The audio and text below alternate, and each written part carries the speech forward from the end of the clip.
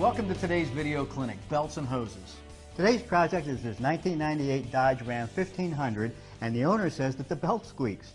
And he's noticed some antifreeze on the ground just up under the front, which we've traced to the lower radiator hose. So we're going to replace the upper and lower radiator hoses, the serpentine belt, which connects all the key vehicle systems, and the belt tensioner pulley. A lot of people don't know just how critical this little guy is when replacing the serpentine belt.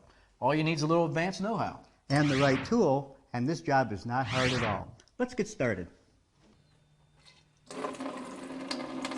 Well, the first step is to drain the coolant out of the radiator into a sealed container, and then that way we can take off the upper and lower radiator hoses. While we get the rest of the antifreeze drained, this is a good time to go ahead and remove the serpentine belt. We're using our Advanced Auto Parts Lunar tool to overcome the tension on the pulley, and holy cow, when I push on the tensioner pulley, there's no rebound. Wow, no wonder this belt slips and squeaks. Okay, I've got my side off, Jim. Okay, let me help you here on this side. Good. The old belt comes off very easily.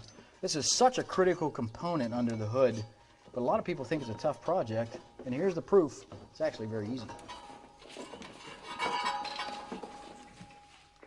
The belt's out. Next step is take the tensioner pulley itself off. There's really just one stud and a nut here. Got easy access. They come up and out. Ready for the new one.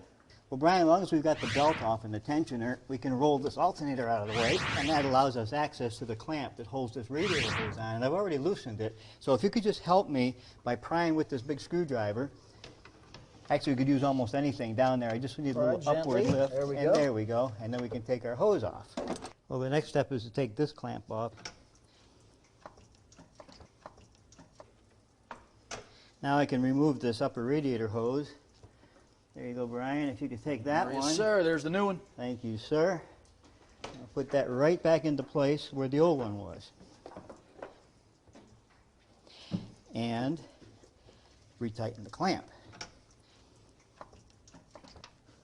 Okay, I've got my end fitted down over the gooseneck, Jim, and I've got the clamp snug. Go ahead and tighten that up. Okay. Top clamp is tight. Now moving on to the bottom radiator hose. I've got the clamps loose. Work them right off the bottom of the water pump. Careful, you may get a little drippage and drainage here. We've got our drain pan back under the truck.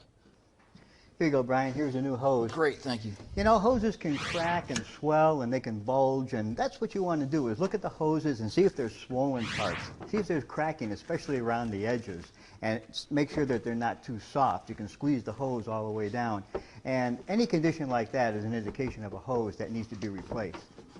Okay, just tighten up our lower hose clamps and we're good to go. Let me just grab the new tensioner pulley here, Jim. It installs very simply. Just line up the stud and the stud. You feel it drop in. Reinstall the nut on the back. And we're just about there. Grab the new serpentine belt from Dayco. Here you go, Jim. All right. All right. It's a long belt. If you have any Certainly questions about how the routing of that belt goes, right under the hood of every vehicle there's a diagram.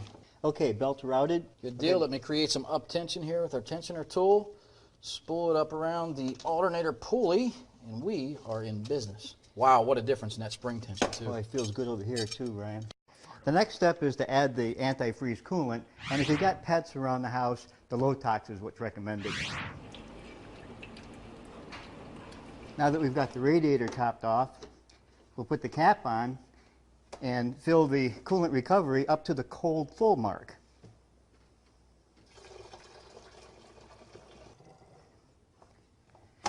And we're done.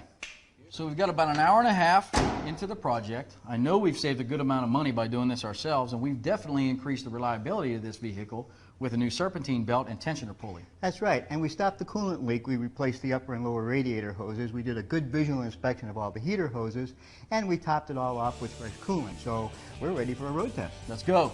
See you next time.